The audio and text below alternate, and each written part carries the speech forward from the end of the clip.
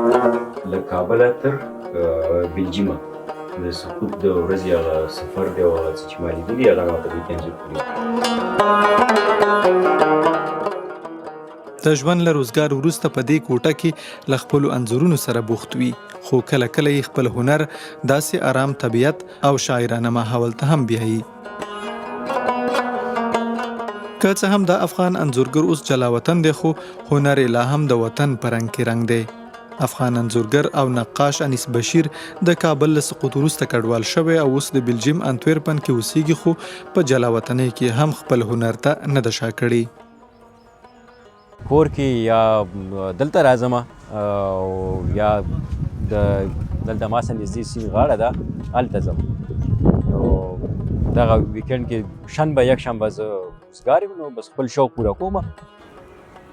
وایي له کوچنیوالي له انځورګرۍ او نقاشۍ سره مینه وه او دې برخه کې مسلکي زده کړې هم کړي.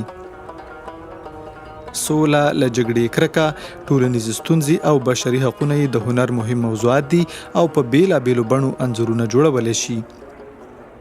انځورګري خو د دې بنیاد دی، د تصویر جوړونه اولنی بنیاد دی د ټولو شیانو. نو شروع د پنسل نه کیږي، د پنسل نه بیا همداسې ته دغه ته ځې پینټینګ ته، غوړ رنګونو ته، اوبو رنګونو ته، بیا مجسمه سازۍ ته. ټولو شروع اول د پنسل نه کیږي، نو بیا ټول سره تړلي مسلکونه دي، نو ټولو کې کار کولی شي. بیا دا هر سړي خپله خوښوي چې کوم مسلک انتخابوي، مجسمه سازي انتخابوي، پینټینګ انتخابوي، غوړ رنګونه، پنسل کار. خو زه په ټولو میډیمونو کې کار کوم.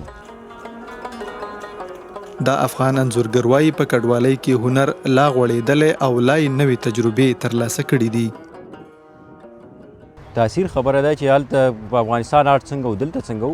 نو موږ آرټسټان خو د یوې ټولنې پورې محدود خلک نه دي، موږ ټولو دغه د ټولو ټولنو خلک یو.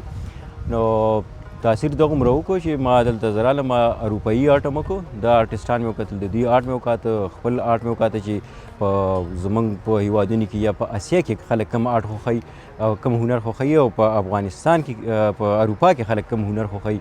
نو د دې مقایسه دا دغه ما وکړو، د دې نه ما ښه نتیجه راویستله، ما په هغې کې کار وکړو، دلته مې پکې مخکې لاړم ډېر. انیس بشیر په انځورګرۍ سربیره په افغانستان کې د ځینو مشهورو کسانو مجسمې هم جوړې کړي دي. ډېر کار ما په د جنګ په ضد پروګرام نندارتونونه کړي دي، تصویران مې جوړ کړي دي، د سولې دپاره کم پیغامونه چې پورټریټس مې جوړ کړي، ډېرو مشهورو خلکو تصویرونه، همداسې مجسمو تعداد خو کم دی زموږ ټولنې ته په کتو باندې.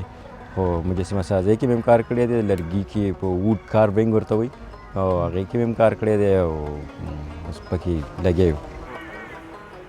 وایي په افغانه ټولنه کې انځورګرانو په ځانګړې توګه هغو کسانو ته په ښه سترګه نه کتل کیږي چې مجسمې جوړوي، او اوس چې واکمنې ډلې په ځینو هنرونو بندیز لګولی، نو دی هم په وطن کې د هنر راتلونکی تیاره ویني.